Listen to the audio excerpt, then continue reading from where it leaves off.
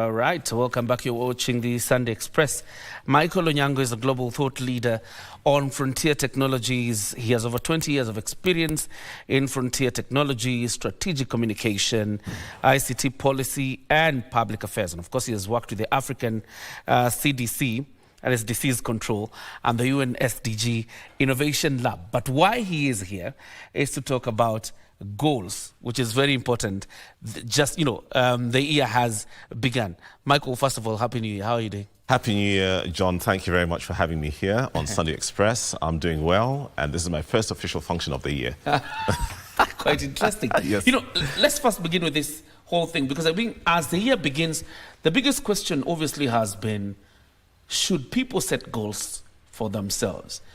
Probably owing to experiences of years past. Yes. Should people set goals for themselves in a new year? I think setting goals is an important and a great thing. But I think let's help people a bit. And let's go back to where did goal setting begin and when did the whole thing of New Year resolution start?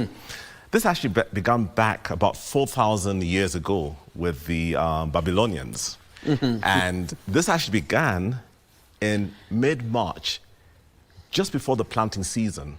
And they then used to have New Year resolutions for their calendar year because that was the planting season. So the reason behind the goal was that it would align with their prayer and their offering to their gods so that their planting season would be successful. So you are right when you say that goal setting is important because 4,000 years ago, that the Babylonians started doing that. But however, it's interesting. The Romans, and this is Julius Caesar, the emperor, in 46 BC, he changed the calendar year to what we currently know it as today, as in the January, after the god Janus. So that's why January is the so-called New Year for all of us. So back to what you've just said, goal setting is important, but I will say that we shouldn't strictly do it in the new year because everybody is doing it. We should align it to our own personal calendars and our own personal rhythms. Then it makes more meaning and more sense. Our own calendars, our own rhythm. Exactly. Elaborate. Elaborate. So for example, my new year doesn't start in January. Yes, no, it doesn't. It starts on September 29th, during my birthday. Okay. Then I'm not competing with the rest of the world. I am doing it for me. Not because it's a new year and now everybody else is doing it.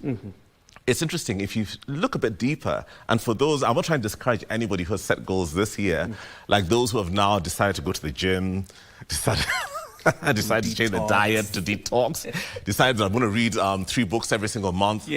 By January 19th, which university is called the Quitter's Day, most of them would have quit. But that is because you are doing this because society has told you and you're working with the rhythm of everybody else as opposed to your own personal rhythm and your own personal calendar. So set goals, but align it to your calendar. It doesn't even have to be on your birthday. It could be some significant instance of something that happened in your life. It could be something which maybe was tragic, like a death of a parent, but that always reminds me this is the time for me to reflect and to therefore set my goals for the calendar year that is to come. So goal setting is important, it is critical. However, we have to do it for ourselves and not because the world has said now it is time to set the goal and to set the rhythms. All right. Yes. Quite an interesting perspective when you talk about reflecting. Yes.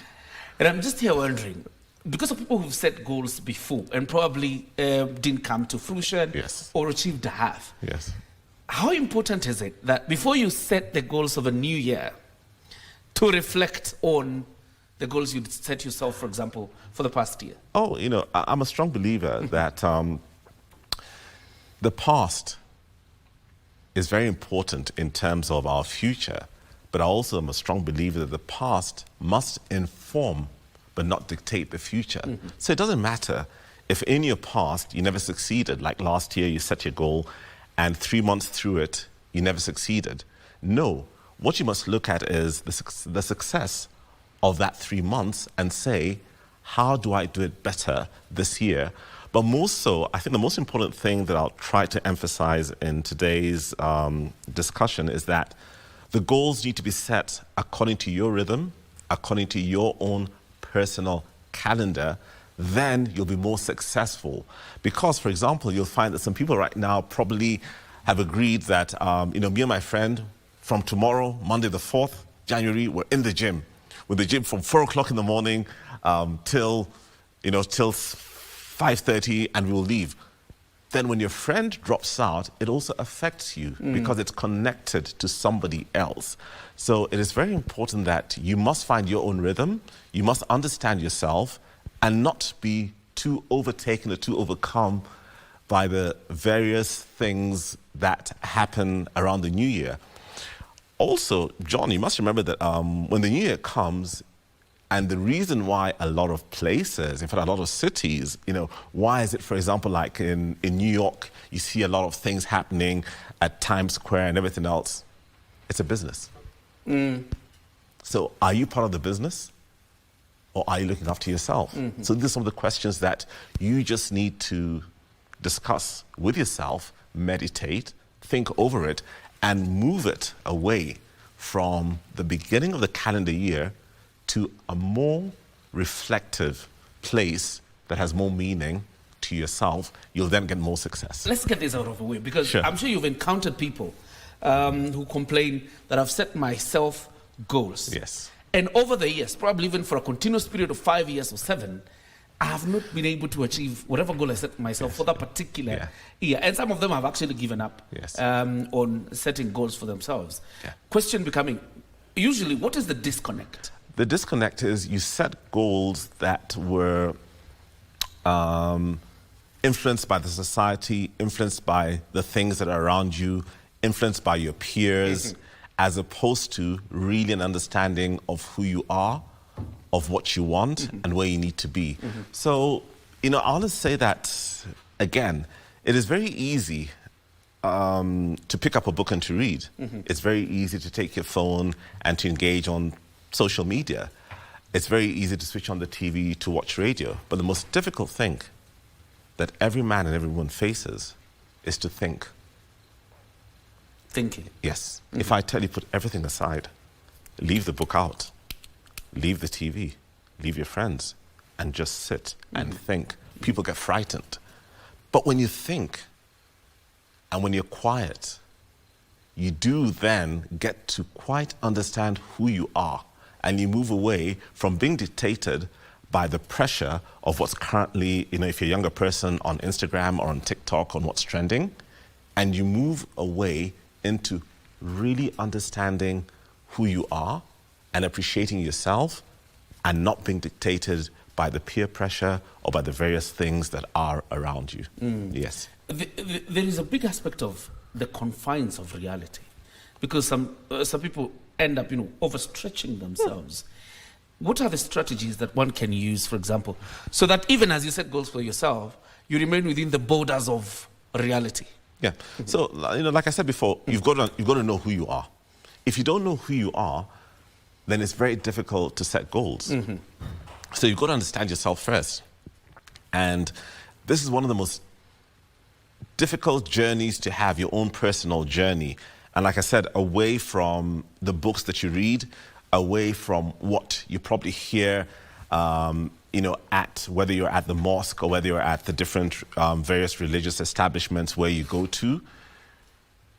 It is not wrong to have spiritual engagements, but it's also important to understand that you're actually a spirit within a body and not a body in a spirit. But for you to understand that, like I said again, you need time off, you need quiet time away from all these different books, from all these different agendas, like you so mentioned, which you keep doing because that is what you probably saw maybe a good friend of you do, and to you, he or she is successful, quote unquote, and you want to be them. Stop trying to be anybody else. For example, many years ago, I learned that one of the things that have helped me become a better person is probably about 8 years ago, I learned that my goal was to be the best Michael Onyango I could be.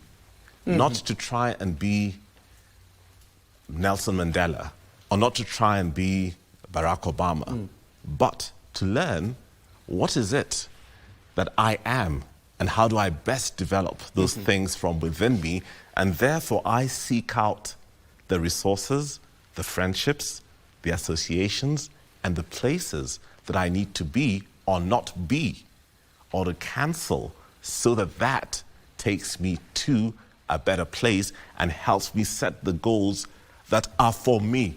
Not a goal which I want to do so that I can show off to John, probably on my post, on my X account, or on my social media account, that I have lost 15 kgs over the last 6 months.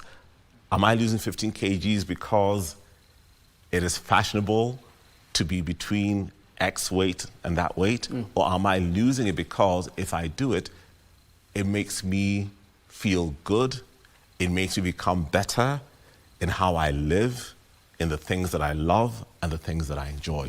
So again, it comes down to, for you to be a successful goal setter, the first thing you must do is you must understand who you are, which is a very difficult journey because doesn't happen overnight. It is a process, and it's a continuous process that we all continue to walk every day. Yes. Is it advisable then to break your goals into long, medium, and short term? Absolutely, yes. I mean, you start off by doing things which are within your reach and in which you can congratulate yourself with. Yeah. I mean, small little things. For example, let's say that you desire to be a better reader.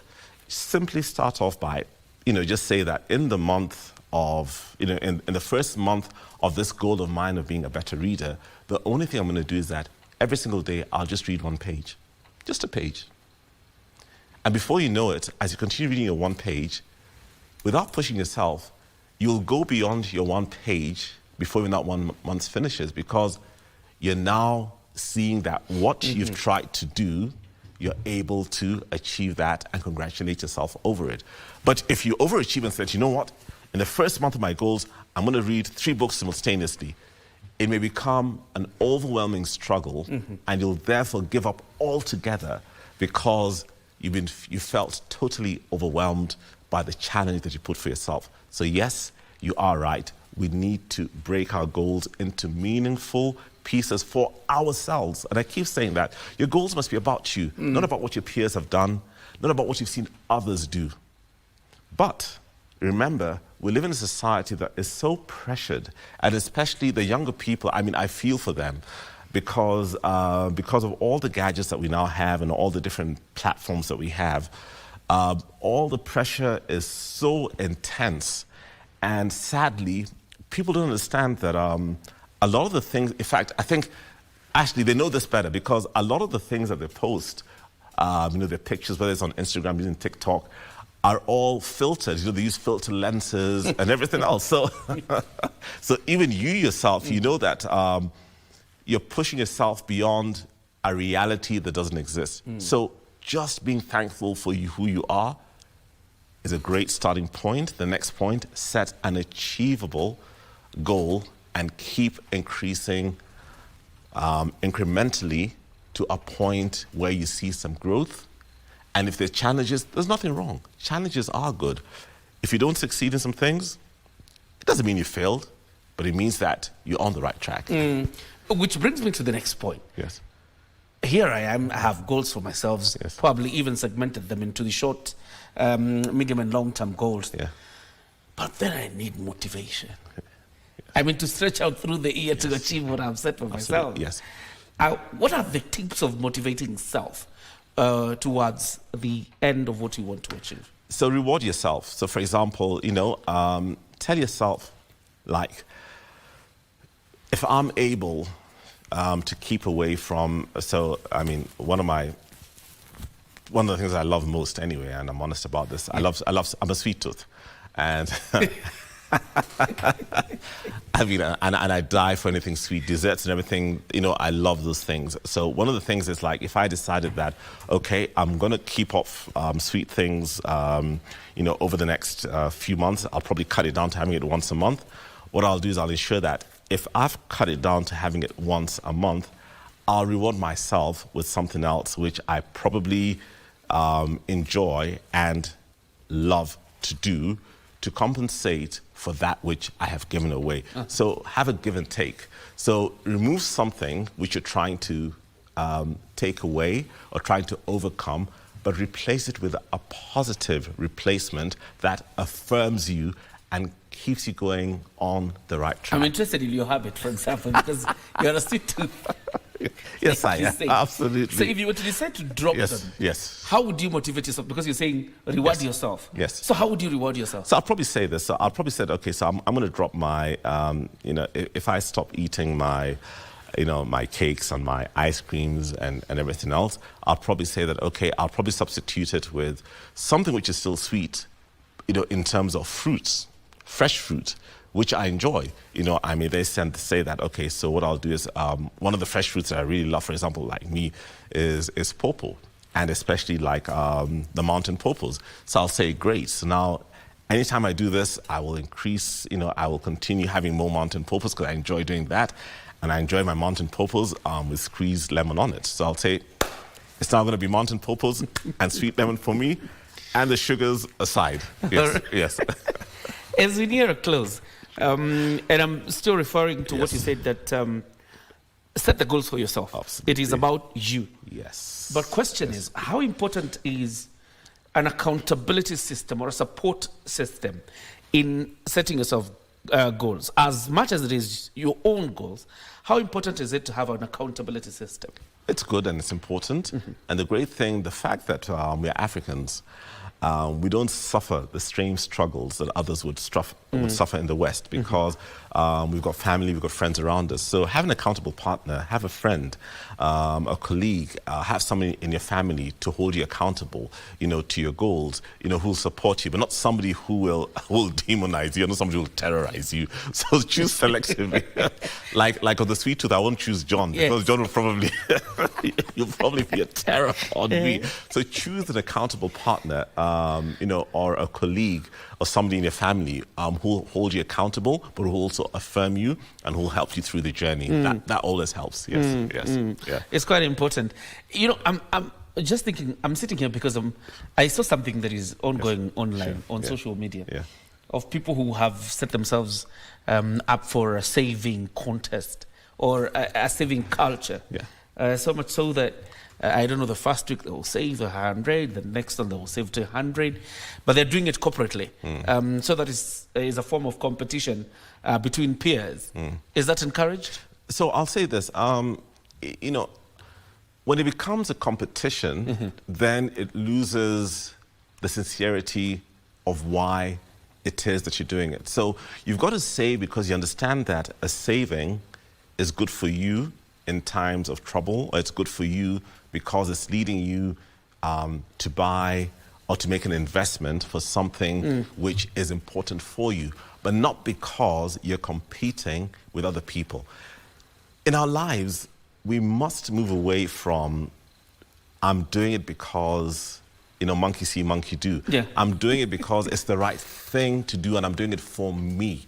Not that you're being selfish, but you need to understand yourself so that irrespective of what may happen along the way, because things will change, things will happen. Our economy has not been very strong, so what happens if you lose that income? You know, the ability to continue with that. You should do it so that it's really about you, and that's why I'll go back to what I said in the beginning. It's important that everybody must first understand who they are, what they are and why they're doing it. Yes. All right. All right. Thank you very much, Michael, for joining us tonight. Thank we you. really appreciate your Great. input. Thank and we wish everybody, including yourself, success in the goals you set yourself, or the ones you set yourself in September, right? Yes, in September. Thank you very much. Thank you very much, Michael. Been speaking to Michael Onyango, and really about a goal setting. And I wish you all the very best and success in the goals that you've set yourself for. There's a new year. We're taking a breather, a commercial break for that matter. And when we come back with more news lined up for you, don't go too far.